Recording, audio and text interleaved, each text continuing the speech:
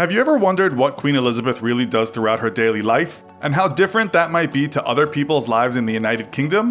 What she has for breakfast, who cooks it for her, and has she ever been to the shops or had any of the experiences an average Joe has? You never really know how the other side lives until you do a bit of digging. In today's show, that's exactly what we will be doing, learning a little bit about the Queen of the United Kingdom to see what she gets up to and how different her life is to everyday people. Welcome to this episode of the Infographics Show, The Queen versus the Average Brit. Elizabeth Alexandra Mary was born on April 21, 1926. When her father, King George VI, died in February 1952, she became Queen Elizabeth II. Her coronation was on June 2, 1953. She is the Queen of the United Kingdom and the other Commonwealth realms. So how does her life compare to the average Brit? First, we came across the Crown Chronicles, an online publication focusing solely on royal news. They published an article detailing the Queen's daily routine, a great place to start.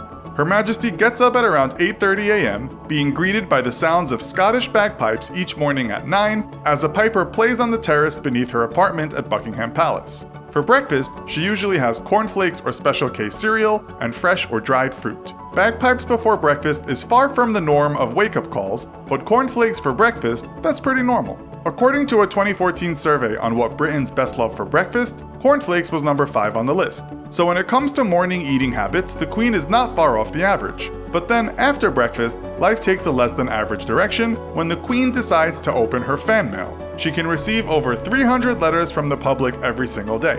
She doesn't have time to open all of them, of course, but she does choose a few to reply to and usually takes a random sample. The Queen's afternoons are often spent on public engagements, carefully selected from hundreds of invitations she receives each year.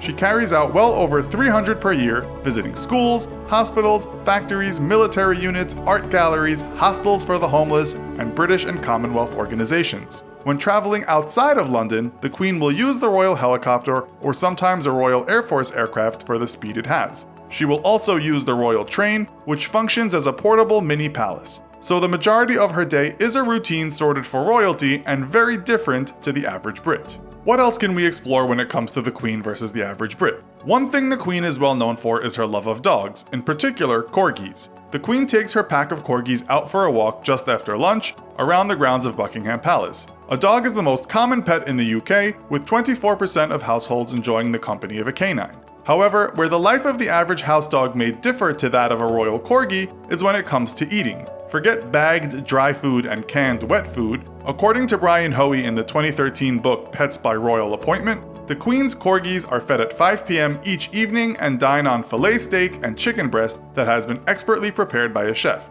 The menu is created from scratch with fresh ingredients, and it is typed up daily and placed in the kitchen. Their meals are hand-delivered to them by a footman, while sometimes the Queen herself pours gravy over their feast before they begin eating. Now those are some lucky little corgis. What about her wealth? How does the Queen's net worth compare to the average Brit?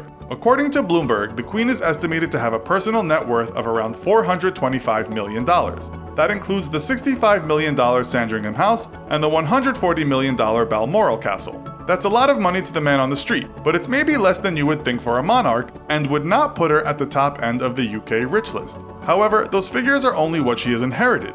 The true wealth of her family comes from properties kept in trust, which generate income. The trust is called the Crown Estate and includes the Crown Jewels and Buckingham Palace, as well as large areas of central London, including nearly all of Regent Street, half the buildings in St. James, farmland, industrial, office, and retail properties, about half of the United Kingdom shoreline, and almost all the seabed to the 12-mile territorial limit. We tried to find out exactly how much this is all worth, but since some of the assets are privately owned, while others are owned on behalf of the nation by the monarch for the duration of their reign, it is complicated. According to a Reuters estimate, the British monarchy has nominal assets worth about $34.8 billion. That would not get the British monarchy a spot in the top 10 global rich list, but it would place the family in the top 20 globally.